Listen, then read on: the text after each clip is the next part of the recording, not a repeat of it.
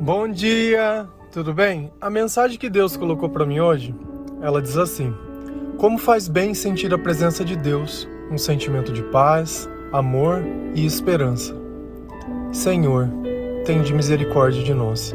Perdoa, Pai, todos os nossos pecados, livra-nos de todo mal, nos afasta de tudo aquilo que não vem de Ti. Abre o nosso coração, dai-nos entendimento, sabedoria, para que nós possamos Te louvar de todo o coração. Ajuda-nos, Senhor, a ser melhores, a ter um comportamento melhor, a saber perdoar, a saber respeitar. Nós Te louvamos, nós Te bendizemos, nós precisamos de Ti. Envia, Pai, Seu Espírito Santo para que tudo possa ser renovado, tudo possa ser transformado. Eu não consigo pensar num melhor sentimento do que aquele quando Deus está conosco. Só que muitas vezes você pode estar se perguntando ou se questionando: como eu faço para que Deus esteja comigo? O que é necessário para que eu possa sentir essa presença? Para que isso possa ser uma verdade na minha vida? Será que isso é apenas uma coisa de momento? Como que funciona essa relação que a gente pode ter com Deus? Lá em Jeremias 29, capítulo 12 e 13, ele deixa uma pista muito grande sobre isso. Então vocês clamarão a mim, virão orar a mim, e eu os ouvirei. Vocês me procurarão e me acharão, quando me procurarem de todo o coração. Para que nós possamos sentir essa presença de Deus na nossa vida, clamar, orar. Basta clamar? Basta orar? Não. Qual é o segredo? De todo o coração. Nós temos que fazer essa oração para Deus, que ela venha do mais íntimo de nós. Nós temos que fazer que o nosso clamor e o nosso louvor venha do nosso íntimo, daquilo que a gente acredita. Quando a gente acredita sem duvidar, quando a gente conversa com Deus como se Ele estivesse presente mesmo, a gente não tem dúvida que Ele está nos ouvindo. Aí as coisas começam a sair um pouco diferente, porque não tem como o Espírito Santo estar dentro de um lugar e a sua presença ela não ser sentida. Por isso nós temos sentimentos. E os sentimentos que Deus produz em nós são sempre bons, diferente do mal, que vem até nós e produz muitas vezes medo, que vem até nós e produz insegurança, que ele nos produz, tira o nosso autocontrole, ciúme, inveja, intriga, todos sentimentos ruins. Porém, tudo aquilo que vem de bom, que eu sinto de bom, vem de Deus. E olha como é curioso, muitas e muitas e muitas vezes eu já ouvi e eu já tive no passado sentimentos de morte, sentimento de querer desistir, sentimento de querer poder acabar com a minha vida. E eu acredito que muitas pessoas sofrem desse sentimento, uma tristeza tão grande, uma tristeza tão profunda. Você acredita que isso é porque Deus está perto ou está longe de você? Se a gente olhar lá em Romanos 8:6, olha que curioso. A mentalidade da carne é a morte, mas a mentalidade do Espírito é a vida e a paz. Quando a gente está com esse sentimento de morte, é justamente porque o Espírito Santo ele está longe de nós. Porque quando o Espírito está perto, nós temos o desejo de viver e nos sentimos em paz. Nós não estamos em paz porque está acontecendo o que nós queremos. Nós estamos em paz porque o Espírito Santo está perto de nós. Existe uma grande diferença, porque isso não depende de acontecimentos. Então você está me dizendo que toda vez que eu acreditar de todo o coração, que eu orar com fé, que eu clamar com fé e o Espírito Santo vier, eu vou me sentir bem? Sim. E toda vez que Deus estiver longe de mim, eu vou ter esse espírito de morte perto de mim, esses sentimentos ruins? Sim, porque na nossa carne ela não existe o bem. Dentro de nós só existe o mal. Todo bem que nós pensamos e todo bem que nós sentimos, ele é produzido pelo Espírito Santo. O que difere um cristão de uma pessoa comum? não é o que a gente pensa ou o que a gente sente, mas é o nosso comportamento. Mediante as coisas que acontecem, nós temos o resultado das nossas ações como o amor. Então, o que para o mundo é loucura, muitas vezes você perdoar uma pessoa que te ofendeu ou te fez mal, para Deus é tão natural e tão necessário. Então, como que você consegue perceber que uma pessoa acredita em Deus? Pelo comportamento que ela tem, pela forma que ela passa perante a tribulação e as coisas que acontecem na vida.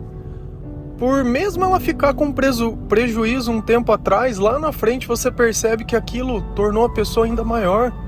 Porque se a gente notar, a poda, ela só faz crescer mais ainda a planta. Só que quando nós temos acesso à sabedoria de Deus, quando nós estamos alinhados com os pensamentos de Deus, com a palavra de Deus, nós temos confiança, nós temos esperança, nós sentimos amado, porque nós sabemos que existe um Deus que é muito maior que nós, mas mesmo assim, quando eu clamo, Ele vem e cuida de mim. Ainda que eu não mereça, ainda que muitas vezes, mas muitas vezes eu tenha feito coisas que desagradam a Deus, ainda assim, Ele continua acreditando em mim, Ele continua lapidando o meu comportamento. E eu acredito que o que nós deveríamos aprender em vida, muitas vezes, é nos comportar melhor. Se você notar, Moisés, o tempo todo, tem preceitos e tem mandamentos que ele vem soltando de Deus, mediante as coisas vão acontecendo. E todos eles estão relacionados a comportamento. Você tem se comportado da maneira que iria agradar a Deus? Você tem feito o melhor que você pode fazer? Quando você abre a boca, as tuas palavras, se qualquer pessoa ouvisse, elas iriam deixar elas felizes ou tristes? Muitas vezes esse fofocar, esse ficar pré-julgando ou tentando diminuir as pessoas, dá uma impressão que a pessoa que você fala é um quanto maior que você. Então você tenta diminuir ela para pelo menos caber dentro da tua régua. Sabe, o que o outro é ou deixa de ser, pouco importa. Deus pediu para que nós pudéssemos amar a todas as pessoas, principalmente aquelas que nós não queremos amar. Porque se eu só amo as pessoas que eu gosto, que diferença isso faz? Não faz nenhuma. E se a gente notar, o ódio, se eu somo mais ódio nele, ele continua sendo ódio. O ódio só deixa de ser ódio quando eu coloco amor. Se eu pego a escuridão e coloco mais escuridão nela, ela não deixa de ser escuridão. Mas quando eu coloco luz, ela simplesmente deixa de existir. Então eu reagir como o outro reage, eu não ensino nada para ninguém. Mas quando eu faço como Jesus ensina, aí sim eu resolvo o problema. E o ponto em questão é que dessa vida a gente não leva a nada. E que se as coisas saem ou não do nosso jeito, pouco importa. O que nós sentimos não é o que acontece. O que nós sentimos é Deus. Por isso que Deus é amor. Por isso que Ele está ligado a tantos sentimentos bons. Felicidade, paz, amabilidade, autocontrole. Se você quiser ter uma noção maior sobre os dons do Espírito e o que você sente quando Ele está perto, lá em Gálatas 5, vai falar muito bem sobre isso. Seria bom você começar a ler da boca de Deus o que Ele é e o que você sente. Porque a impressão que dá é que os nossos sentimentos, eles sempre são nossos. Os nossos sentimentos não são nossos. O que nós sentimos é o Espírito. Por isso que quando nós estamos dentro de uma igreja e está todo mundo em oração, aquele Espírito, aquele derramamento e aquilo que acontece ali dentro, todo mundo sente igual.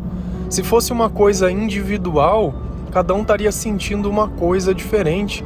Mas da mesma forma que quando você está num ambiente que estiver tocando música, todas as pessoas podem ouvir a música, desde que não tenham nenhuma deficiência física. Se tiver cheiro de alguma coisa, todo mundo vai sentir o cheiro. Se tiver claro ou escuro, todo mundo vai ver as mesmas coisas. Eu não estou falando da interpretação, nem se é bom, se é ruim. Mas que você sente, você sente. Assim, quando o Espírito está dentro de um lugar, acontece exatamente a mesma coisa. Os nossos sentimentos, eles indicam isso. Da mesma forma que nós sentimos sede, da mesma forma que nós sentimos fome, Esses sentimentos que a gente sente, você sabe o que você precisa fazer para que ele passe. Da mesma forma, quando nós sentimos tristeza, medo, angústia, também é como se fosse a fome da alma. E o que eu faço? Você ora. Esse é o sinal que o Espírito está deixando você. Por quê? Porque você perdeu o interesse nas coisas de Deus. Por isso Deus fala, busque primeiro o reino de Deus e todas as suas coisas. Por isso Deus tem que estar sempre em primeiro lugar dos nossos pensamentos. Por isso que eu tenho que pensar e meditar na palavra de Deus e nas coisas que eu tenho lido, nos acontecimentos da minha vida. Seja na vida que está acontecendo agora, ou seja no que aconteceu. Eu preciso de um novo entendimento sobre as coisas que estão acontecendo. Porque às vezes no passado eu tive comportamento que era muito ruim, que não está mais alinhado com o comportamento de hoje. E naquele tempo que eu não tinha sabedoria, eu achava que era certo. E é necessário a gente perceber que certas coisas não estão certas e que nós podemos e devemos ser melhores. Porque isso só mostra uma coisa, que Cristo ele tem atuado na nossa vida. Que a nossa mentalidade ela está mais espiritual, que nós não estamos mais tão preocupados com a opinião dos outros, mas com a opinião de Deus. E que a gente percebe que o amor, ele é o elo perfeito de todas as coisas. E que o bem que eu sinto é o bem que eu quero ao próximo. E que o céu que eu almejo é o céu que eu quero para o próximo. Se a nossa vida estiver cheia de luz e cheia de Deus, pouco importa quão grande é a escuridão. Pra gente, ela não põe mais medo. Pra gente, ela não faz mais diferença. No mundo, nós teremos aflições. Mas Jesus disse, tem de bom ânimo. Tem de bom ânimo. Jesus disse também que o mundo ele jaz no maligno. Então, o que mais eu posso esperar do mundo? O que mais eu posso esperar das pessoas que são do mundo, que simplesmente dão as costas para Deus, que caçoam de Deus? Isso a gente vê demais, essa perseguição, como se Jesus fosse ruim. Jesus ele não quer tirar a liberdade de ninguém, muito pelo contrário. O que Jesus quer é dar liberdade. Só que quando você está aprisionado num quarto escuro, você já nem sabe mais o que é certo, o que é errado, o que é bom, o que é ruim. Na escuridão você não consegue nem determinar a cor das coisas. Você não consegue apreciar a beleza, você não consegue fazer nada. E talvez este seja um reflexo da sua vida. Você não vê nada de bom em si, não se sente merecedor de nada. Eu sei que você pode ter feito coisas que hoje você se arrepende. Só que se arrepender de algo não quer dizer que aquilo vai voltar. Quando você idolatrou uma pessoa chamando de amor, certamente que esse amor vai te destruir. Porque quando a gente coloca uma pessoa no lugar de Deus, além dela não caber lá, quando ela é tirada, ela causa um transtorno, um distúrbio muito grande, um sentimento de morte. Por quê? Porque nós nascemos para ser amados. E quando eu tiro a razão da minha vida, ela perde todo o sentido. Só que quando você coloca Cristo no lugar de Cristo, quando você coloca Deus acima de todas as coisas, aí você começa a ver o milagre acontecendo. Quando você acredita de todo o coração, porque dentro do teu coração é Deus pulsando, aí você começa a sentir todas essas coisas. E uma nova vida, e um novo mundo, e um novo sentido, e um novo comportamento, e um novo tudo se abre diante dos teus olhos, como se nunca pudesse ter acreditado ou saber que era possível. Deus, ele transforma, renova, abençoa. Deus, ele é maravilhoso. Só que para você poder conhecer tudo isso que eu estou te dizendo, você precisa experimentar, passar por essa experiência. Experiência de renúncia muitas vezes, experiência de saber esperar, de saber olhar, de saber pedir, de saber se humilhar perante a Deus, de saber ficar muitas vezes com o prejuízo, porque a gente sabe que a glória que está sendo gerada é muito maior para nós. Amém? Que Deus abençoe cada um de vocês, que Deus possa trazer paz ao mundo, que Deus possa trazer paz para dentro da nossa casa, porque quando a guerra ainda ela é lá fora, eu consigo ver. O duro é quando é uma guerra interior. Mas as armas que nós podemos lutar são espirituais. Não é contra as pessoas que nós estamos lutando, é contra os espíritos. E se o teu coração estiver firme, todo o resto teu vai estar bem. Amém?